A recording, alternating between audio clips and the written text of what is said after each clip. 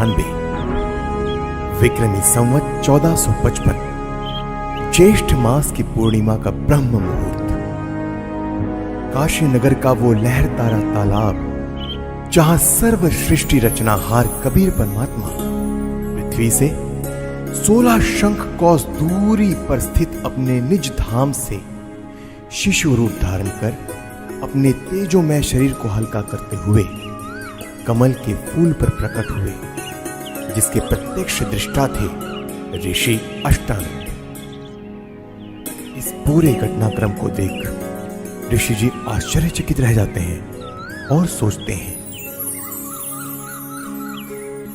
आज यह मैंने कैसा दृश्य देखा? ये मेरी भक्ति की उपलब्धि है या कोई भ्रम? गुरुदेव से पूछता हूं।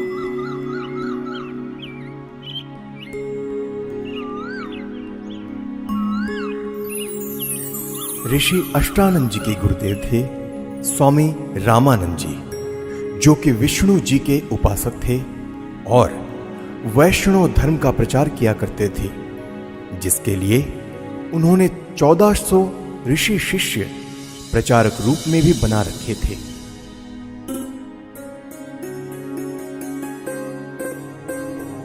प्रणाम गुरुदेव।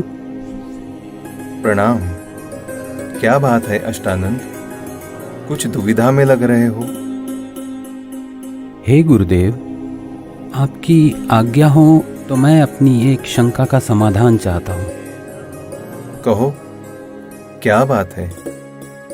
हे गुरुदेव, आज साधना करते समय मुझे आकाश से एक प्रकाश नीचे की ओर आते दिखा, जिसे मेरी आंखें सहन न कर सकी और आंखें बंद हो गई, जिसके बाद मेरी आंखों के सामने एक नवजात शिशु का प्रतिबिंब बन गया। पुनः आंखें खोली तो वह प्रकाश तालाब के एक कोने में सिमटता हुआ दिखाई दिया। हे गुरुदेव, कृपया मेरी शंका का निवारण कीजिए। यह मेरी भक्ति की कोई उपलब्धि है या कोई दृष्टि दोष? हे ऋषि जी, यह न तो भक्ति की उपलब्धि है और न आपका दृष्टि दोष। इस प्रकार की घटनाएं उस समय होती है जब ऊपर के लोकों से कोई देव पुरुष पृथ्वी पर अवतार धारण करने के लिए आते हैं और किसी स्त्री के गर्भ में निवास कर फिर बालक रूप धारण करके लीला करते हुए अपना अपेक्षित कार्य पूरा कर जाते हैं। अष्टानंद, कोई देव पुरुष ऊपर के लोकों से आया है। अब वह काशी नगर में किसी के घर जन्म लेकर अपना प्रारब्ध पूरा करेगा। स्वामी रामानंद जी ने अपने ज्ञान आधार से शिष्य अष्टानंद जी की शंका का समाधान किया। स्वामी जी का मानना था कि अवतार मां के गर्भ से ही जन्म लेते हैं, लेकिन स्वामी जी को यह ज्ञान नहीं था कि यहां कोई अवतार गण नहीं, बल्कि स्वयं पूर्ण परमात्मा अवतरित हुए हैं, जो किसी माता के गर्भ से जन्म नहीं लेते। वहीं दूसरी ओर काशी में ही नीरू नीमा नाम के एक मुसलमान जुलाहा दंपति भी रहा करते थे। वैसे तो इसी जन्म में वह ब्राह्मण और ब्राह्मणी थी। नीरू का नाम गौरी शंकर और नीमा का नाम सरस्वती था। उनकी कोई संतान भी नहीं थी। वह भगवान शिव की भक्ति करते थे और शिव पुराण की निस्वार्थ कथा किया करते थे। उनकी इसी निस्वार्थ सेवा और हिंदू धर्म के बढ़ते प्रचार को देख मुस्लिम लोगों द्वारा जबरदस्ती उनको मुसलमान बना दिया गया, जिसके बाद हिंदू धर्म के ही अन्य पंडित ब्राह्मणों ने उनको मुसलमान घोषित कर उनका कथा करना और गंगा दरिया में स्नान आदि करना बंद कर दिया, जिसके बाद नीरू और नीमा रोजाना लहरतारा तालाब पर स्नान करने जाने लगे। भले ही उनको मुसलमान बना दिया गया था, परंतु अब भी भगवान शंकर के प्रति उनकी अटूट श्रद्धा थी। प्रतिदिन की तरह ब्रह्म मुहूर्त में आज भी नीरू और नीमा लहरतारा तालाब पर स्नान करने जा रहे थे। संतान ना होने के कारण नीमा अपने भगवान शिव शंकर जी से रोते रोते हृदय से प्रार्थना करते हुए जा रही थी। हे भगवान शंकर, आपके दरबार में लालों की कमी है। एक लाल मुझे भी देते तो मेरा इस संसार में हिस्सा हो जाता। नीमा, हमारे भाग्य में संतान नहीं है। अगर होती तो भगवान पहले ही दे देते। आप रो मत। ऐसे रो रो कर अपनी आंखें खराब और कर लोगी। हमारा कोई उंगली पकड़ने वाला भी नहीं है इस दुनिया में। इसी प्रकार आपस में चर्चा करते करते नीरू और नीमा लहर तारा तालाब पर पहुंच जाते हैं, जहां पहले से ही कमल के फूल पर परमात्मा प्रकट हो चुके होते हैं। प्रथम नीमा स्नान करके तालाब से बाहर आती है, फिर बाद में नीरू स्नान करने के लिए तालाब में प्रवेश करता है। जब नीरू स्नान कर रहा होता है तब नीमा पहले वाले वस्त्र धोने के लिए पुनः किनारे पर आती है और उसे सामने कमल के फूल पर कुछ हिलता नजर आता है। इसे देख नीमा सोचती है कि कोई सर्प फन हिला रहा है।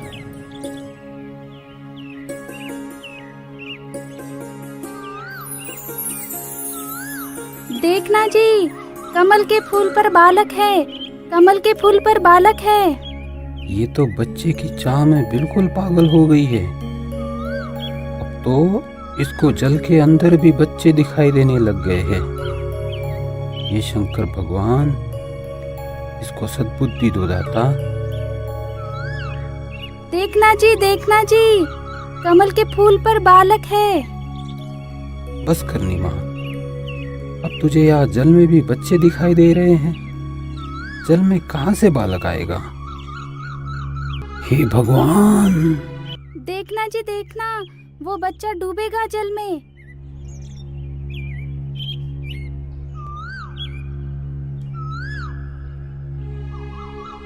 यह बालक पता नहीं किसका है। अब इसको हम घर लेकर जाएंगे तो नगर के लोग पूछेंगे कि किसका बालक चुरा कर लाए हो। हम बताएंगे कि कमल के फूल पर मिला तो कोई यकीन नहीं करेगा। इस बालक को भी छीन लेंगे और पिटाई करके नगर से भी निकाल देंगे। अब हिंदुओं से हमारा संपर्क रहा नहीं और मुसलमानों से भी अभी हमारी इतनी जानकारी है नहीं। नीमा, इस बालक को यही छोड़ दे, इसी में हमारी भलाई है। अगर इसे लेकर हम नगर में गए तो हमारे साथ बहुत बुरा होगा। कोई विश्वास भी नहीं करेगा हम पर। नीरू नीमा को सारी स्थिति से परिचित करवाता है, जिसके बाद नीमा बोलती है, पता नहीं इस बालक ने मुझ पर क्या जादू कर दिया।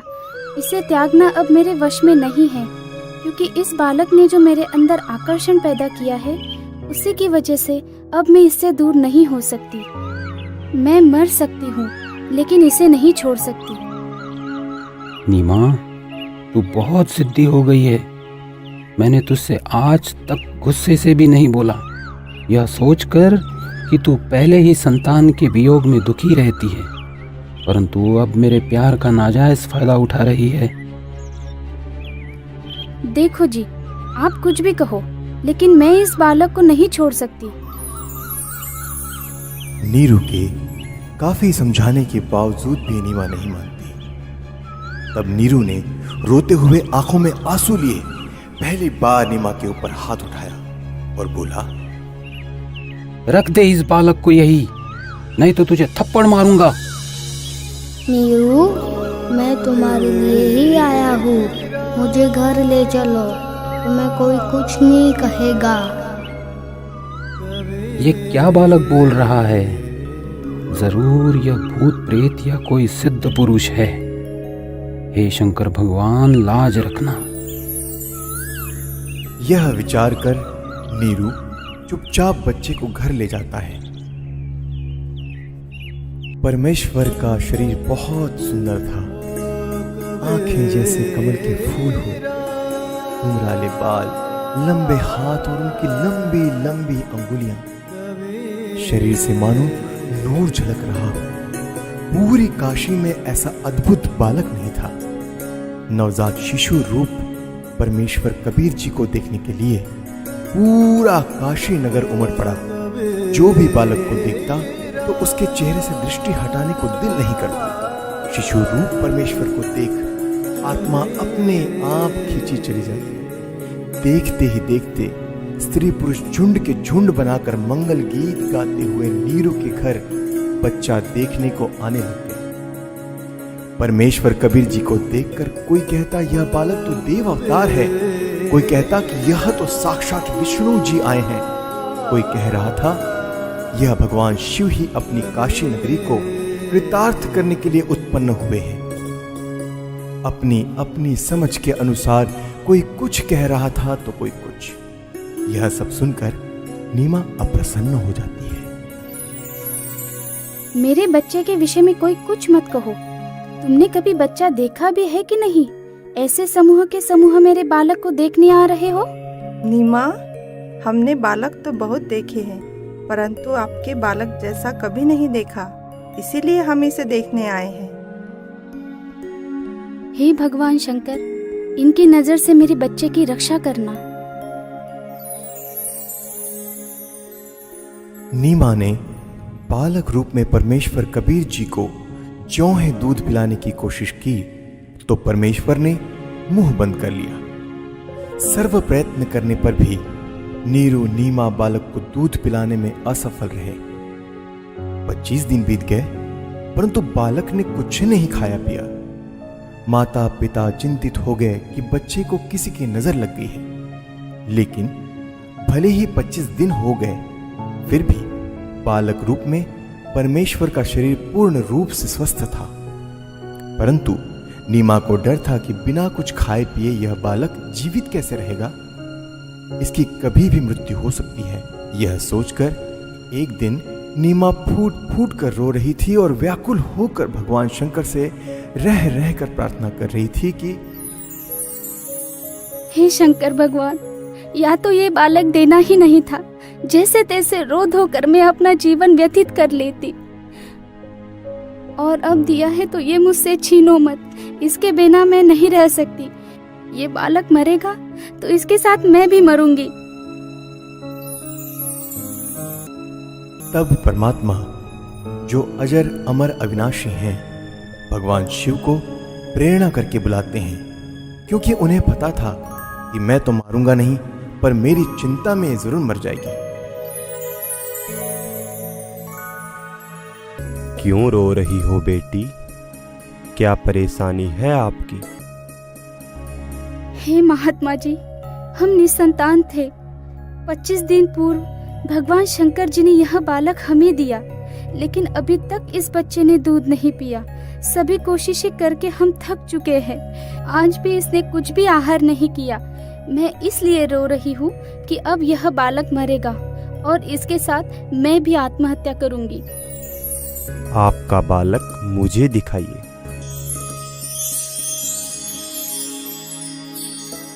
इस बालक की लंबी आयु है, यह मरने वाला नहीं है। देख नीमा, कितना स्वस्थ है, कमल जैसा चेहरा खिला है। हे विप्रवर, बनावटी सांत्वना से मुझे संतोष होने वाला नहीं है।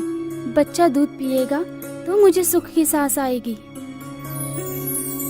हे शंकर जी, आप इन्हें कहो एक कुंवारी गाय लाए, जिस पर आप अपना आशीर्वाद भरा हाथ रखना, फिर वह दूध देगी।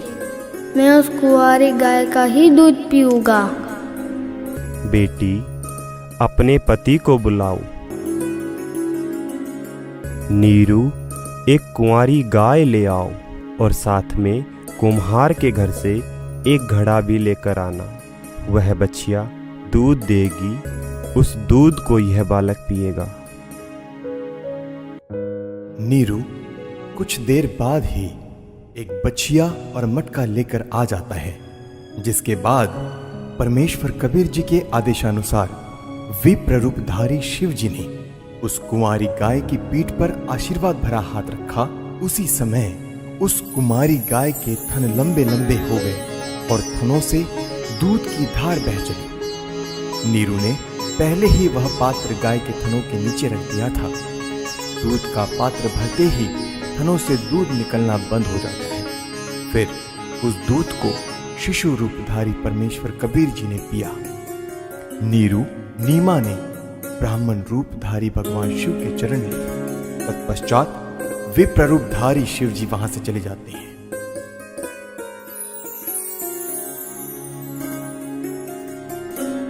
नीरू नीमा पहले हिंदू ब्राह्मणी थे, तो लालचवश ब्राह्मण लोग बालक रूप परमेश्वर का नाम रखने नीरू के घर आते हैं। लेकिन मुसलमानों का दबदबा होने के कारण उनसे हिंदू समाज दबता था। काजियों ने कहा कि अब यह मुसलमान हो चुके हैं, लड़के का नामकरण हम मुसलमान विधि से ही करेंगे। इतना कहकर नामकरण के उद्देश्य से काजी कुरान शरीफ को खोलता है, जिसमें प्रथम पृष्ठ की प्रथम पंक्ति का प्रथम अक्षर कबीर लिखा मिलता है। काजियों ने सोचा कि कबीर नाम का अर्थ बड़ा होता है, तो एक छोटी जाति के बालक का नाम कबीर रखना उचित नहीं रहेगा। यह सोचकर काजी द्वारा पुनः पवित्र कुरान शरीफ को खोला गया, तो दोनों पृष्ठ पर कबीर कबीर अक्षर लिखे मिले। इसके बाद काजी ने पूरी कुरान शरीफ का निरीक्षण किया, तो पूरी कुरान शरीफ में कबीर कबीर कबीर अक्षर लिखा था, अन्य लेख नहीं रहा। यह कोई साधारण बालक नहीं है, इस बालक ने कोई जादू जंतर करके हमारी कुरान शरीफ को ही बदल डाला। हे काशी के काजियों, मैं कबीर अल्लाह अकबर हूँ। कल युग में मेरा नाम कबीर ही रहेगा।